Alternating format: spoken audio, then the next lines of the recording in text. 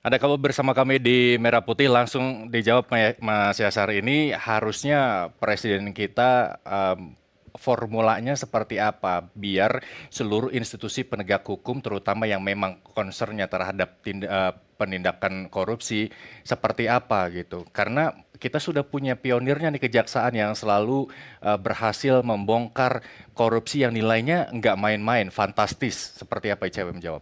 Kalau catatan kami justru oke dibongkarnya besar, tapi data kami konsisten. Uang yang dikembalikan nggak pernah lebih dari 10% uang yang dipamerkan. Jadi Oke.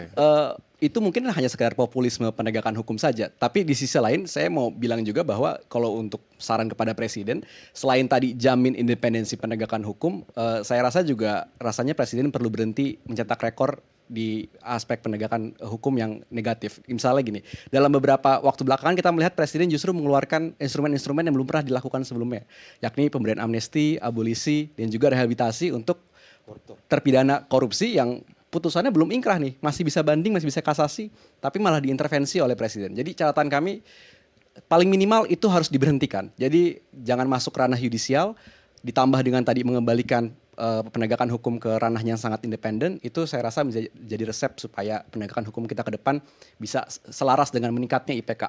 Oke, kalau tadi kita bahas bagaimana KPK melakukan tugasnya sebagai lembaga yang memang concern terhadap korupsi, tapi kita akan concern juga bagaimana penanganan hukumnya bagi para koruptor karena mencuat ada rancangan undang-undang perampasan aset dan lain sebagainya. Kalau menurut kacamata Pak Abraham, apakah ini memang patut untuk didorong, dibahas dan diterapkan agar rasa jerak kepada koruptor ini menambah gitu karena sejauh ini rasanya koruptor nggak ada yang jerak ya meskipun KPK berhasil menangkap beberapa kasus yang menjerat ya yudikatif, legislatif, eksekutif begitu.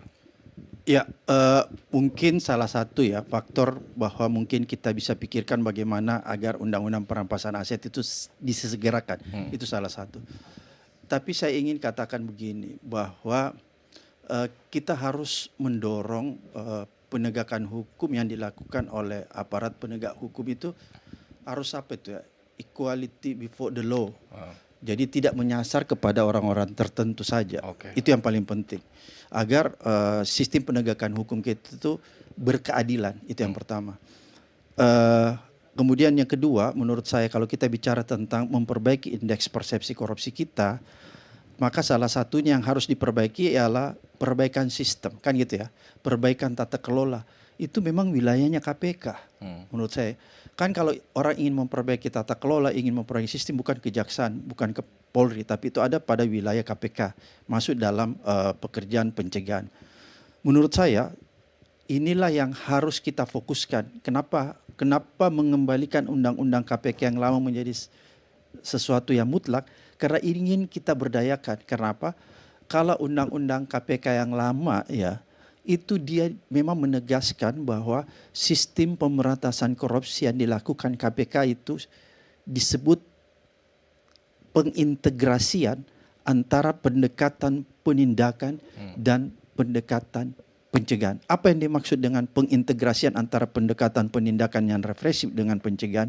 Misalnya gini nih, sekarang kejaksaan concern terhadap pemberantasan korupsi di sumber daya alam. Kan kita tahu kan dia concern. Kalau dulu KPK juga menangani itu, jadi setelah dia melakukan penindakan di kasus sumber daya alam, kemudian dia masuk, tim pencegahannya itu masuk memperbaiki tata kelola, memperbaiki sistemnya. Jadi pertama-tama yang dia lakukan diagnosa, apa sih yang menyebabkan korupsi di sektor sumber daya alam itu. Setelah dia menemukan, itu akan dia perbaiki sistemnya, tata kelolanya. Peran itu yang menurut saya harus dioptimalkan. Katakanlah sekarang kejaksaan melakukan penindakan yang represif di sumber daya alam, bisa menyita duit banyak. Tapi kan kita tidak melihat setelah itu ada nggak upaya perbaikan di sektor itu. Itu yang harus dibarengi sebenarnya. Kalau IPK mau baik harus dibarengi dengan perbaikan sistem itu. Dulu waktu di zaman saya, sebenarnya apa yang dilakukan kejaksaan lewat Satgas PKH itu bukan hal yang baru loh, saya ingin tegaskan. Itu hal yang sudah dilakukan ketika KPK di zaman saya. Apa namanya? Gerakan Nasional Penyelamatan Sumber Daya Alam. Itu kita sudah lakukan, walaupun dulu bentuknya bukan Satgas. Bahkan dulu kalau kita lebih maju, kalau kita melakukan penindakan di korupsi sumber daya alam, pada saat yang bersamaan tim pencegahan kita masuk untuk memperbaiki sistemnya supaya korupsi di sumber daya alam itu tidak terulang lagi. Karena kalau kita sekedar melakukan penindakan, tidak memperbaiki sistemnya, itu sama dengan apa ya? Saya mengilustrasikan sama dengan pemadam kebakaran. Datang, memadamkan apinya dan pergi. Nggak ada jaminan tidak akan terbakar lagi di kemudian hari. Oke, katanya nggak ada harapan. Ini harapan Pak Abraham terhadap perbaikan sistem kita. Ada harapan, selalu harus ada harapan. Optimis? Saya tetap optimis ya, dengan syarat yaitu tadi, mungkin pemerintahan Pak Prabowo bisa memikirkan untuk menerbitkan Perpu.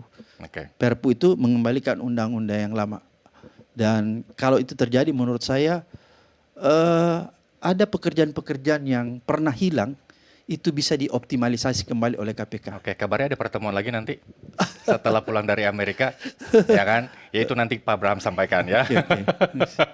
Oke, Mas Ferdian, terakhir apa kemudian ya balik-balik lagi kalau memang Presiden sungguh-sungguh dalam prinsip dirinya untuk menindak habis koruptor di Indonesia begitu ya, bukan semata-mata menaikkan indeks, bukan, demi Indonesia yang memang kalau saya bilang bebas korupsi nggak ini ya, nggak optimis ya Pak Abraham. Harus optimis kan tadi. Tapi paling tidak meminimalisir. Selain independensi tadi yang paling penting lah ya, quick win-nya, memang yang paling utama itu juga adalah memitigasi konflik kepentingan lah ya. Jadi regulator nggak boleh jadi operator, simpelnya seperti itu. Itu juga yang masih kita lihat tuh masih belum kelihatan. Kemudian juga saudara dekat dari konflik kepentingan, nepotisme, patronase itu juga harus diurus. Karena di beberapa negara, misalkan di top 5 gitu lah ya, kebanyakan negara Skandinavia yang di klasemen atas CPI, kebanyakan tuh mereka udah pada bisa bedain antara mana yang ranah publik dan ranah privat. Jadi nggak dicampur-campur tuh antara misalkan aset pemerintah dan juga aset pribadi itu yang nggak campur-campur. Simpelnya misalkan kayak mobil dinas aja ya udah dipakai buat ini aja, buat urusan publik aja, buat kerjaan, jangan dipakai buat pribadi gitu-gitu. Oke, karena masih ada plat merah di Sabtu Minggu. Iya, tetot-tetot ya. Simpelnya seperti itu sebenarnya, kayak negara-negara Skandinavia gitu-gitu. Oke, mulai dari yang kecil lah ya, perbaikan sistem juga. Kalau tadi Pak Abraham lebih fokus ke perbaikan sistem ketika saya nanya RUU perampasan aset ini penting untuk didesak atau tidak, menurut Icw seperti apa? Ya. Selain penindakan dari KPK, perbaikan sistem dari pemerintah, kemudian penanganan hukum bagi para pelakunya seperti apa?